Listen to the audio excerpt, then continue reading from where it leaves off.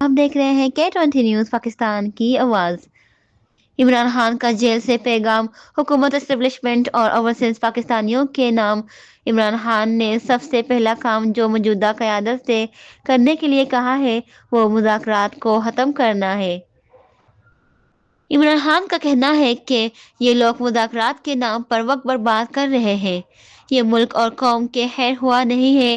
اگر خیر خواہ ہوتے تو جوڈیشل کمیشن بنانے پر آمادہ ہوتے۔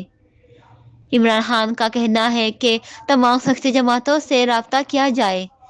جو جماعتیں قانون کی حکمرانی، جمہوریت کی بقا اور انسانی حقوق کی پامالی یکجا ہے، ان سب کو اعتماد میں لے کہ ہم اس جعلی حکومت کو نہیں مانتے۔ ہم ان کے خلاف گرینڈ قومی ایجنڈے پر کام کر رہے ہیں۔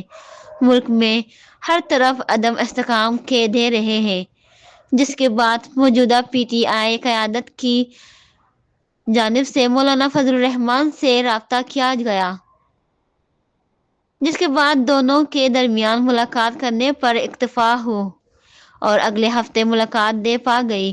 ملاقات میں عمران خان کی جانب سے دیا گیا پیغام مولانا فضل الرحمان تک پہنچایا جائے گا اور گرینڈ الائنس بنایا جائے گا۔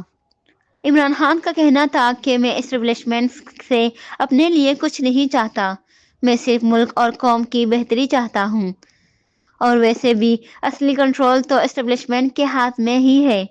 یہ کٹ پتلی حکومت ہے، کانگریس کی رنگ ہو چکی ہے۔ آنے والے وقتوں میں پاکستان پر بڑی بڑی پابندیاں لگ سکتی ہیں۔ اسٹیبلشمنٹ کے لیے موقع ہے کہ اگر ہم مذاکرات کرنا جا رہے ہیں تو آگے بڑھیں۔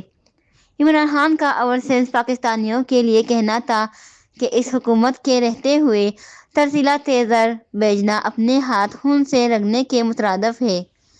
یہ حکومت اپنے ہی لوگوں کی قتل و غارت گری اور خون سے ملوث ہے، لہذا ان کو ترسیلات زر بھیجنے سے گریز کرے۔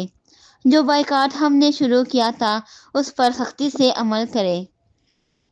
مزید ایسے خبروں کے لیے دیکھتے رہیں K20 نیوز پاکستان۔